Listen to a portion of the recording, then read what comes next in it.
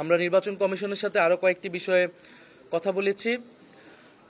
বিশেষত এই নির্বাচন কমিশন সংস্কার প্রস্তাবনা অনুযায়ী আপনারা জানেন যে আরপিওতে পরিবর্তন এনেছে, যে প্রত্যেকটা দল তাদের স্ব প্রতীকে নির্বাচনে অংশগ্রহণ করতে হবে। এবং আমরা এনসিপির পক্ষ থেকে এই সংস্কার প্রস্তাবনাকে সাধুবাদ জানিয়েছি এবং আমরা মনে করেছি যে বাংলাদেশে বহুদলীয় গণতন্ত্রের চর্চার জন্য এই নিয়মটি প্রয়োজন। প্রত্যেকটা দলকে তার নিজস্ব প্রতীকে, নিজস্ব মার্কায়, নিজস্ব আদর্শে রাজনীতি করা উচিত। কোনো দলের সাথে জোট বা সমঝোতা হলেও তার প্রতীক আলাদা হওয়া উচিত। কিন্তু আমরা দেখে আসছি যে সরকারকে এবং নির্বাচন কমিশনকে এবং বিভিন্ন প্রতিষ্ঠানকে চাপ প্রয়োগ করা হয়েছে একটি দলের পক্ষ থেকে, যাতে এই আইনটি, এই সংস্কার প্রস্তাবনাটি বাতিল করা হয় এবং যাতে জোটের সঙ্গীরা, অন্য দলের সঙ্গীরা এক মার্কায় নির্বাচন করতে পারে। আমরা এটার বিরোধিতা জানিয়েছি, এখনও জানাচ্ছি। এবং আমরা গতকাল দেখেছি যে আদালতে এটা একটা রিটও হয়েছে, একটা সেই দলের জোট সঙ্গে আরেকটি দলের পক্ষ থেকে। আদালতকে যেহেতু রাজনৈতিক মাঠে এবং সরকারের কাছ থেকেও এটি আদায় করা সম্ভব হয়নি, এখন আদালতের মাধ্যমে, আদালতকে ব্যবহার করে এই সংস্কার প্রস্তাবনাটি বাতিলের চেষ্টা করা হচ্ছে। আমরা নির্বাচন কমিশনকে বলেছি, প্রধান নির্বাচন কমিশনারকে বলেছি যাতে এই বিষয়ে নির্বাচন কমিশনের পক্ষ থেকেও স্ট্রং মেসেজ দেওয়া হয় এবং আইনগতভাবে যাতে তারা এই বিষয়টা ফাইট করে এবং সংস্কারের পক্ষে যাতে থাকে। এবং জাতীয় নাগরিক পার্টির পক্ষ থেকে আমরা আইনগতভাবে এই বিষয়ে, এই সংস্কারের পক্ষে কাজ করে যাব। দ্বিতীয় আরেকটি বিষয় হচ্ছে যে আমরা বলেছি যে হলফনামায় যে প্রার্থীরা যেই তথ্য নির্বাচন কমিশনকে দিয়ে থাকবে, সেই তথ্য যাতে নির্বাচন কমিশন যাচাই বাছাই করে এবং সেই তথ্যে যদি ভুল থাকে নির্বাচন কমিশনের পক্ষ থেকে যাতে ব্যবস্থা নেওয়া হয়। এছাড়াও নির্বাচন কমিশন কর্তৃক যে আইন, সেই আইন যাতে সবার জন্য সমানভাবে প্রয়োগ হয়। বিশেষত অর্থ ব্যয়ের বিষয়টা আপনারা জানেন, নির্বাচনের সময় বাংলাদেশের নির্বাচন সংস্কৃতিতে কালো টাকার ছড়াছড়ি থাকে এবং যেই অর্থ নির্ধারিত থাকে তার থেকেও অনেক বেশি অর্থ তারা ব্যয় করে। সেই বিষয়ে যাতে নির্বাচন কমিশন কঠোর অবস্থান গ্রহণ করে এবং আইন ভঙ্গকারীদের যাতে ব্যবস্থা নেয়। আমরা চাই এবারের নির্বাচন একটি সুষ্ঠু, নিরপেক্ষ নির্বাচন হবে এবং যেখানে প্রার্থীরা তারাও স্বচ্ছতার সহিত নির্বাচনে অংশগ্রহণ করবেন, এই বিষয়ে যাতে নির্বাচন কমিশন ব্যবস্থা নেয়। আরেকটি যেটা কমন বিষয়, সব দলই বলে, আমরাও বলেছি, যাতে লেভেল প্লেইং ফিল্ড, সেই লেভেল প্লেইং ফিল্ড নিয়ে উদ্বেগ রয়েছে, আমাদেরও উদ্বেগ রয়েছে। এখন যেই ডিসি, এসপি তাদের বদলি হচ্ছে, সেই বিষয়ে যাতে নির্বাচন কমিশন খেয়াল রাখে। সেখানে রাজনৈতিক প্রভাব আছে বলে আমরা মনে করছি। এ বিষয়ে নির্বাচন কমিশন যাতে ব্যবস্থা গ্রহণ করে এবং এখানে যাতে নিরপেক্ষ লোকরাই নিযুক্ত হয়। কারণ আমরা যদি রাজনৈতিক প্রভাব এই বদলিগুলোর ক্ষেত্রে, নিয়োগের ক্ষেত্রে থাকে, তাহলে নির্বাচনে কিন্তু এটা প্রভাব বিস্তার করবে। এই বিষয়গুলো নিয়ে আমাদের এবং গণভোটের বিষয়ে আমাদের যে আলোচনা হয়েছে, যে গণভোটের যে একটি প্রশ্ন এবং তার যে 4টি ভাগ এবং তার পক্ষে হ্যাঁ বা না ভোট, এবং নির্বাচন কমিশন কর্তৃক কিছু অনুশীলন ভিত্তিক যে ভোটগুলো হচ্ছে, সেক্ষেত্রে তারা বলেছেন যে এটাতে সময় বেশি লাগছে বা কম লাগছে, তারা পরীক্ষা নিরীক্ষা করছেন।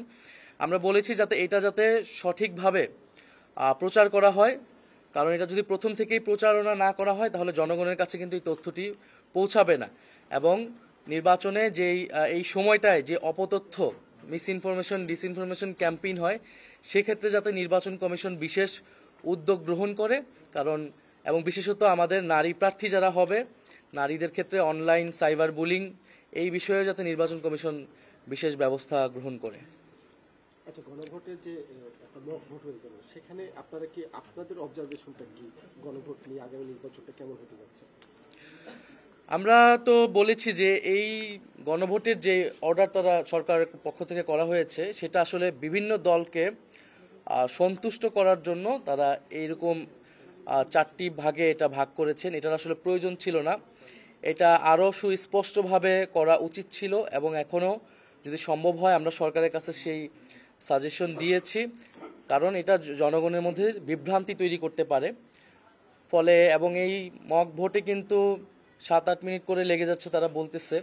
ফলে এটি যদি ব্যাপকভাবে যদি এই আদেশের ভিত্তিতেই গণভোট হয় তাহলে এটি ব্যাপকভাবে এটা প্রচার করার প্রয়োজন সরকারি সংস্থাগুলো থেকে এবং রাজনৈতিক দলগুলোর পক্ষ থেকেও এই প্রশ্নগুলো আগের থেকেই প্রচার করা এবং এটার স্পষ্টতা জনগণের সামনে তুলে ধরা।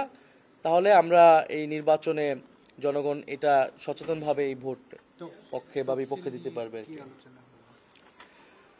তফসিল তারা আমাদেরকে সুস্পষ্টভাবে জানায়নি, যে যেটা তারা মিডিয়াতে বলেছে যে হয়তো আগামী 1-2 সপ্তাহের মধ্যে তারা দিবে। আমরা বলেছি যে বিদ্যমান যে রাজনৈতিক পরিস্থিতি সেই পরিস্থিতি বিবেচনায় রেখেই তারা যাতে তফসিলের ঘোষণাটি দেয়। একটা প্রশ্ন ছিল, সেটি হচ্ছে আপনাদের দলের পক্ষ থেকে বারে বারে যখন বলা হয়েছে, বিশেষ করে আপনাদের যখন প্রতীক ইস্যুটি ছিল তখন কমিশনের যে সমসাময়িক কার্যক্রম আপনারা অনাস্থা কিংবা আস্থার জায়গাটাও পুরোপুরি পাচ্ছিলেন না, এমন একটি বক্তব্য ছিল আপনাদের পক্ষ থেকে। যেহেতু তফসিল কিছুদিনের মধ্যে দিবে, এই অবস্থায় এসে আপনাদের অবস্থানটা কোন পর্যায়ে ইসি কেন্দ্রিক, যেহেতু আপনি বলছিলেন বিভিন্ন বিষয়ে পদক্ষেপগুলো, এটা একটু নির্বাচন কমিশন নিয়ে আমাদের সেই উদ্বেগ এখনো আছে এবং নির্বাচন কমিশন আমরা বলেছি যে পুরনো আইনে গঠিত হয়েছে আমরা এটার বিরোধিতা করেছিলাম। আমরা বলেছিলাম যে সংস্কার প্রস্তাবনা অনুযায়ী এটি গঠিত হওয়া উচিত ছিল, কিন্তু আমরা তো নির্বাচনের পথেও এগোতে চাই। যেহেতু বিদ্যমান বাস্তবতা অনুযায়ী সরকার এটি করেছে, আমরা এই জন্য সেটার আর কঠোর হইনি সেই বিষয়ে। কিন্তু নির্বাচন কমিশন তার ক্যাপাসিটি নিয়ে কিন্তু আমরা সবসময় উদ্বেগ জানিয়ে আসছি এবং এই জন্য আমরা বারবার আসছি এবং আমাদের জায়গা থেকে যে সাজেশনগুলা নির্বাচন কমিশনের প্রতি আমরা কিন্তু সেটা সবসময় দিয়ে যাচ্ছি। এবং নির্বাচন কমিশন এবং নির্বাচন কমিশনের প্রতিষ্ঠানে যারা বিগত বছরগুলোতে কাজ করেছে, যে অনেক দুর্নীতিবাজ অফিসার কিন্তু এই নির্বাচন কমিশনে এখনো রয়ে গেছে। আমাদের কাছে বিভিন্ন প্রমাণও আসছে, আমরা সেটা কিন্তু নির্বাচন কমিশনের বরাবর দিচ্ছি। ফলে সেই জায়গা যাতে নির্বাচন কমিশন সতর্ক হয় এবং যথাযথ ব্যবস্থা নেয়, সেই আমাদের আহ্বান থাকবে। আমরা কোনোভাবেই চাই না যে নির্বাচনের যেই যাত্রা শুরু হয়েছে এটা কোনোভাবে ব্যাহত হোক। যথাসময়ে এবং যথাযথ পরিবেশে সুষ্ঠু একটা নির্বাচন যাতে হতে পারে সেটা আমাদের প্রত্যাশা থাকবে। সেক্ষেত্রে আমরা সর্বাত্মকভাবে সহযোগিতা করব। তবে যদি নির্বাচন কমিশনের আমরা দেখি যে তারা পক্ষপাতিত্বমূলক আচরণ করতেছে, আমরা বিভিন্ন সময় দেখেছি, এর আগে আমরা বলেছি সুস্পষ্টভাবে, এটা যদি তারা ভবিষ্যতে করে সেক্ষেত্রে নির্বাচন কমিশনের প্রতি আমরা সম্পূর্ণ অনাস্থা দিতে বাধ্য হব এবং তাদের বিরুদ্ধে কিন্তু আমাদের তখন কঠোর ব্যবস্থা নিতে হবে।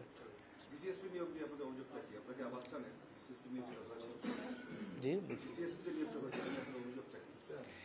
এটাতে আসলে এটা কোন প্রক্রিয়ায় হচ্ছে, কিভাবে রাজনৈতিক, এর আগে কিন্তু আমরা ডিসি নিয়োগ নিয়ে অনেক আলোচনা শুনেছি এবং সেটা কিন্তু সরকারের জায়গা থেকে স্পষ্ট করেনি। যে প্রধান উপদেষ্টার কাছে যখন আমরা বলেছি, উনি বলেছেন এটা তিনি সরাসরি দেখবেন। এছাড়া কিন্তু কোন প্রক্রিয়া এটা হবে বা হচ্ছে এবং আগের যে অভিযোগগুলো এসেছে সেই অভিযোগগুলো আসলে কি সেটা নিয়ে কি ব্যবস্থা নেওয়া হলো সেটা আমরা পাইনি। সেজন্য আমরা বলেছি এই ডিসি এসপি নিয়োগে রাজনৈতিক প্রভাব থাকতে পারে, আমরা বিভিন্ন জায়গায় সেটা খোঁজ পাচ্ছি।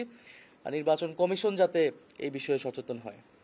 এর আগে বিএনপির পক্ষ থেকে বলা হয়েছে যে লটারির মাধ্যমে যে নিয়োগ হয়েছে একটি বিশেষ দলের আবেদনের প্রেক্ষিতে হয়েছে, তারা সেটা সমালোচনা করেছেন। আপনারাও কি এরকমটাই মনে করেন কিনা যে একটি বিশেষ দলের?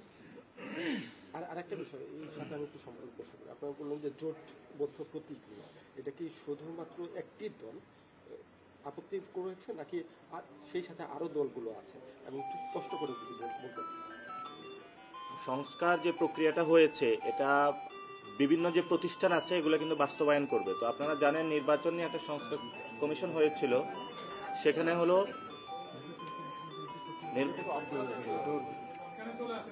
নির্বাচন কমিশন নিয়ে একটা